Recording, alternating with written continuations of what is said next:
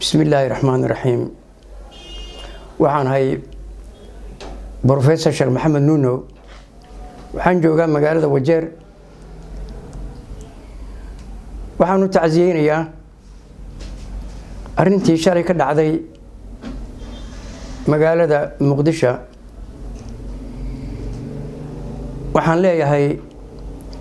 inna lillahi wa inna ilayhi raaji'uun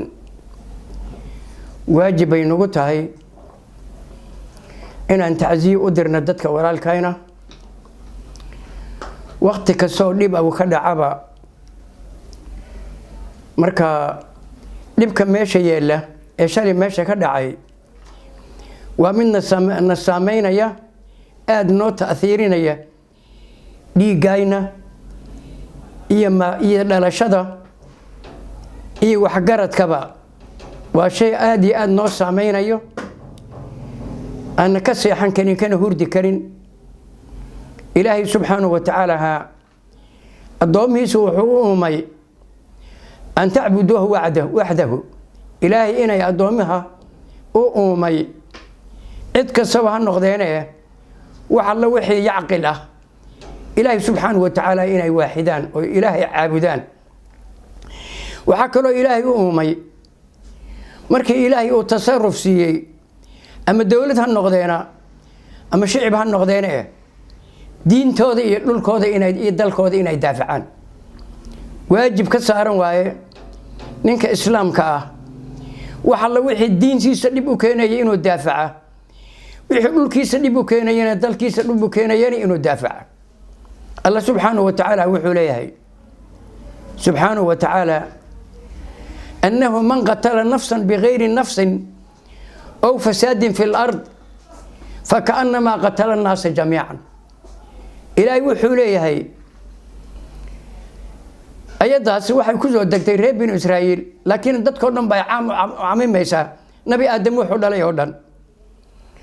marka wuxuu leeyahay halka ruuxa xaq la'aan ninkii dila ama ardada ba fasahaadiya man qatala nafsan bighayri haqqin bighayri naf kala dilin ninkii dila aw fasadin fil ard ardada fasahaadiya فكأنما wuxuu la tooyahay من قتل الناس جميعا isagoo nabi aadam wuxuu dhalay oo dhan aan wiil iyo gabar midna ka reebin oo baabiyi buu la mid yahay waxaan u tacsiyeynayaa dadka walaalka ah ee ehelkoodii dhintay meesha ku dhintay waan idin tacsiyeynayaa ilaahay sabir ha idin siiya qalbigiina sabir allah ku shuba dadkii dhintay bedelkoodina allah idin siiyo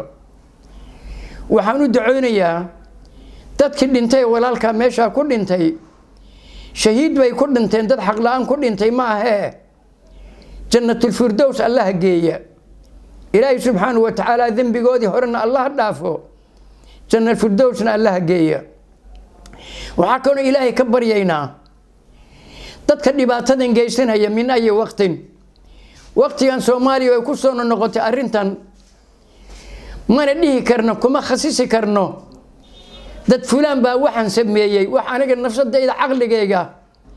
haddaan ahay professor Sheikh Maxamed Nunow waxaan dad yar oo koox ah sameeyay kaliya aqligayga ma keeni karto maxaa yeelay dhibaato hadii ay dhacdo dadka ruux yar sameeyaan waxa laga yaabaa meesha wixii loogu talagalay kaliya inay xisaabta noqoto laakiin xisaabahan wixii meel loogu talagalay wax ka weyn baan u arkayaa marka waxaan ilaahay subhanahu wa ta'ala u baryaynaa dadka anytime waqti walba dadka dhibaatadan sameeya ee Soomaaliya ah waxaan ilaahay ka baryaynaa inaas dadka ilaahay soo hanuuniyo sida ay yihiin ama dawlad ha noqdeena ama shicib ha sheegteena dadka sida ay yihiin iyo fikradda ay qabaan ilaahay inuu ka bedelo Soomaaliya waxaan ugu duceynaynaa ilaahay subhanahu wa ta'ala ood hayskeeda waa gubtaabay Soomaali tiraa ood hadii la ooda oo dab lagu sii daayo wax alla wixii ooda gudaheeda ku jira way gubanayaan annaga Soomaaliya waxaan annaga reer Kenya laakiin Soomaaliyana waa u dhalan Soomaaliya waa u dhalanay dhulka la yiraahdo Soomaaliya reer Kenyana waa nahay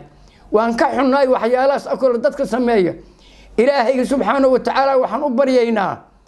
الله سوهنونيو هذا النبكاس دين وياه سيدا وثانا وحن إلهي كبر إن الله سوق قبته قعنت الله سوق اليو دولة الصومالي وحن وتهديين يا قلبك آدي آد وحن أنا جوجا هبينكي صوماليا بنديرة تلياني اللي سارة للردايي صومالينا اللي مارتي وحن جوجا أنا مقارد اللي يرى اللي يرى جمامة ينجوجي لأن يردي حزبي اللي قد أن كم هاي صومالي يوث ليج أن كم هاي لأن يردي أن كم هاي علي علمي أفير حارس الله سيوان إنسان وملايين يا وحكوك قبي يسان إذن حسوسين يا وحيري قبل ما وحلا هيبيا والله سهله هيا شيء سيد اللغة أنتو هذا الكجوجا بور هيا شيء سيد اللغة أنت أيوة هذا الكجوجا هذا الكدوخي ما أنت جوجا قبل ما أن عندك لله هيسن سوماليا وأيضا نفت هذا إسبابين إيسا أيام ماشى كم وقتها وحن لنا سومالي وحسيها وحسها لقت تنزله وحسها بدله والدولة النمية إسلام نمية ولا تنمية هلو بدل وركيك أنت سوكوك جاي وبالله التوفيق والسلام عليكم ورحمة الله وبركاته.